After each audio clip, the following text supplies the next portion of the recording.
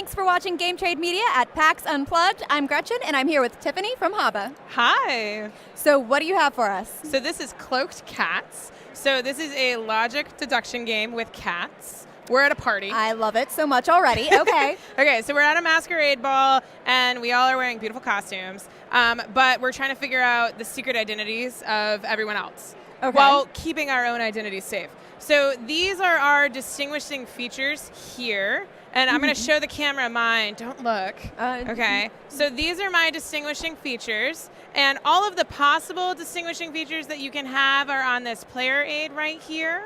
All right. So there's poses, colors, stripes or spots, and then accessories. And you can have any mix of them. All right. You can peek now. I can? All right. Okay. So what we're going to do on our turn is we're going to play one of our cat cards. So this is another guest at the party.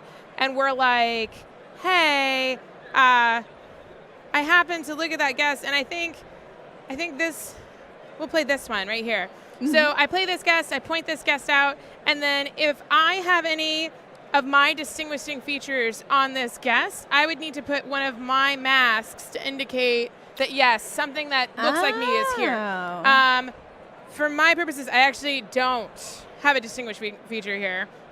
But now everybody else does as well. So if you have one of these features in your distinguishing features, you have to put one of your masks on here. Oh, okay. So I learned something. I don't know what. One of those things is me. Yes, because this cat is purple in this pose and has a cocktail glass. All right, so I don't know which. Then I draw a card, get that back. So now it's your turn. All right. And now you are going to play a card. All right. And we'll see if you can identify anything I have. So I'm going to play that one. And if I have one of the features, do I have to put a mask? You do have to put a mask. All right. Oh. There we go. I don't have any of those. Okay.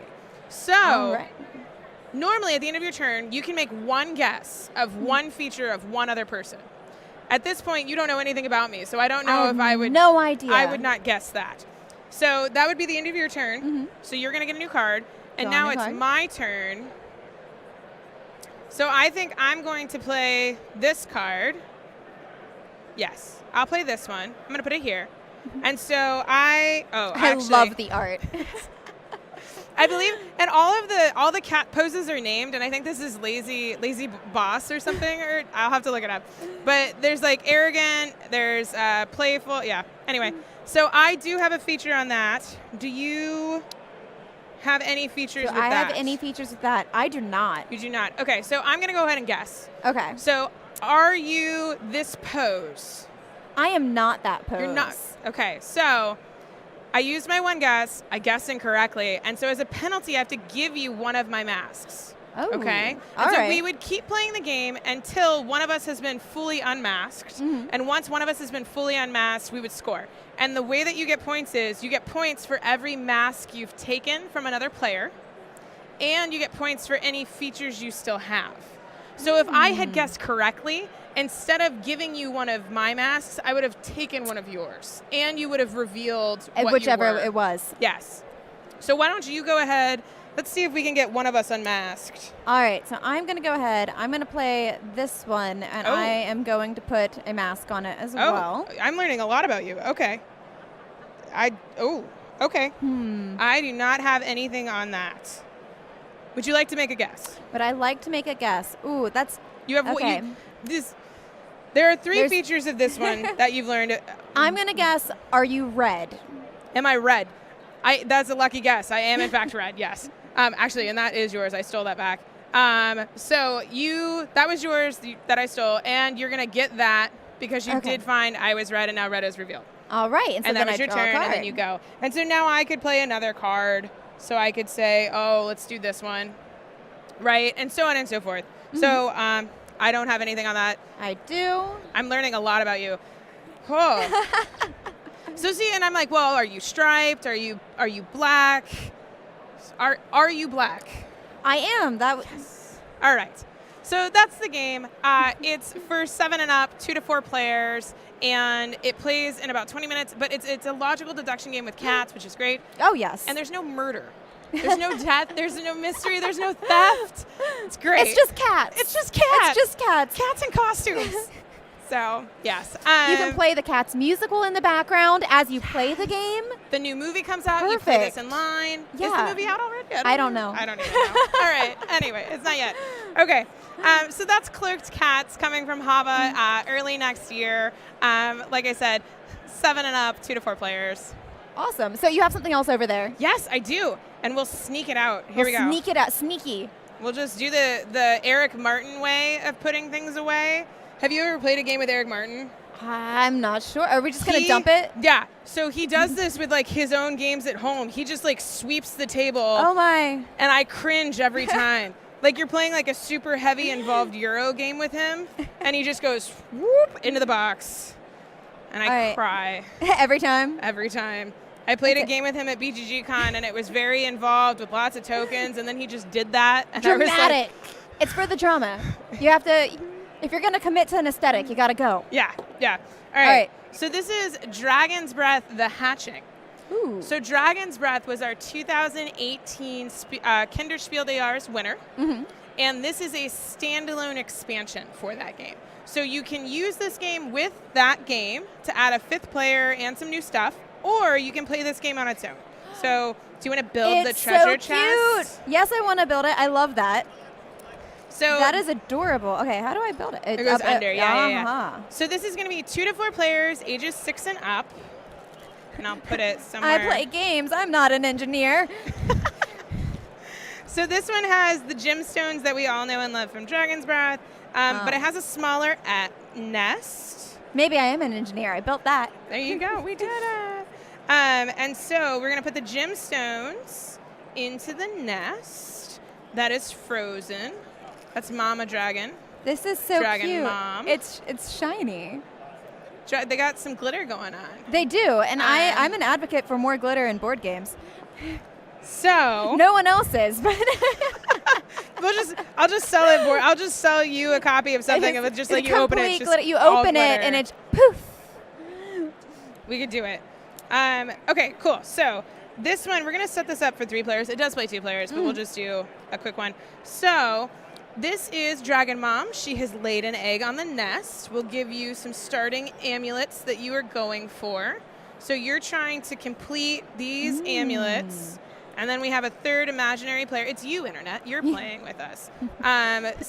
Viewers at home. Yes. So you're trying to draft and collect the gemstones that you need to finish these amulets to score the points on the amulets.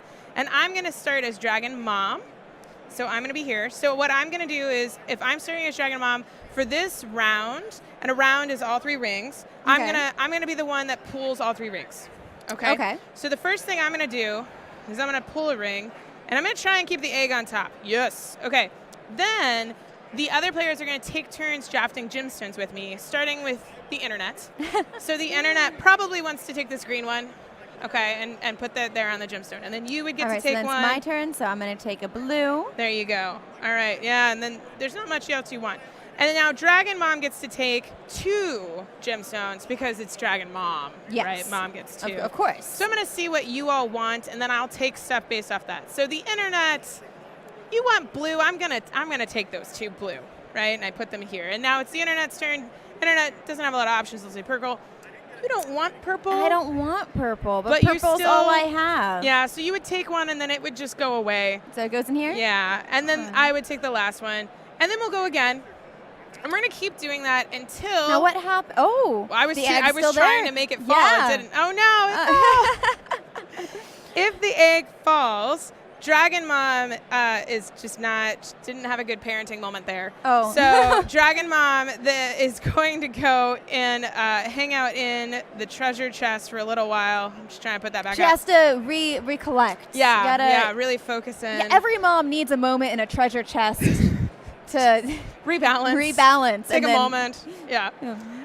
So because that happened, I now only can take 1 gemstone as Dragon Mom in the drafting. Right? Okay. So so the Internet would draft. So we'll say, Internet drafts. Internet, finish this one. Good job. So these would go away. Internet would score that, and then there'd be a new one. And then it would be your turn. So Yeah. I would grab one of these. Yeah, and then I would just take 1. So that you're going to keep going. And so what this game teaches is for younger gamers or just casual gamers, not hardcore gamers, it teaches the concept of paying attention to what your opponents want. Because we're going to take turns. We're going to play a number of rounds equal to the number of players so that everyone gets a chance to be Dragon Mom. And what this does is my only job, aside from making sure the egg doesn't hit the table, is to take what you want.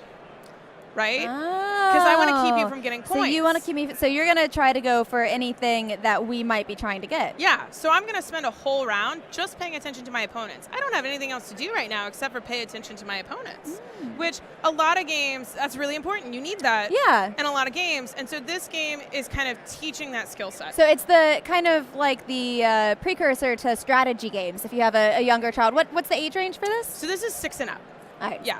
But you can do 5 and yeah. So for younger kids, this is definitely like if you want to get them into board gaming and family games, but you don't quite have the skill set yet, you're building that. Yes, exactly. And a lot of the games at HABA that are yellow box, that's what we're doing, is we're building those skill sets in different ways. I do say, my boss doesn't like it, but oh well. This is my first hate drafting game. And that's kind of what it's teaching. It's an important skill set that you need to learn when you're getting into more involved bigger taking games. turns, watching what other players are doing, and strategizing against that. Exactly. Except for 6-year-olds. Exactly. Yeah. With shiny gemstones. With shiny gemstones and a glitter dragon, which is amazing. Yeah. And if you already have Dragon's Breath at home and you love Dragon's Breath, you can integrate this with that game. You can add the egg on top, and so if Daddy Dragon makes the egg fall, they don't get anything that round. You can add a 5th player where the 5th player is using this is their cave, and you add the rings and the gemstones so you have enough for that. So you can integrate the games, or you can play them separate. So it keeps it new and interesting. Yeah. So this one will also be available in mid-January 2020. And again, 2 to 4 players. If you integrate it with the other game, it's 2 to 5 players, and ages 6 and up. Awesome. Well, thank you so much for coming welcome. to our booth. Thanks for coming to PAX. And I like it. Yeah, it's been a fun time. This has been my first PAX. It's really? Good, yeah. Your first PAX ever? No. Oh, gosh. No. Okay. I used to go to PAX. I actually was an enforcer years ago. Oh, wow. Yeah, but this is my first PAX Unplugged, I should say. So, yeah. All right. Well, thank you for being here. Thank you for having me. And we'll see you at your friendly local game store. Bye.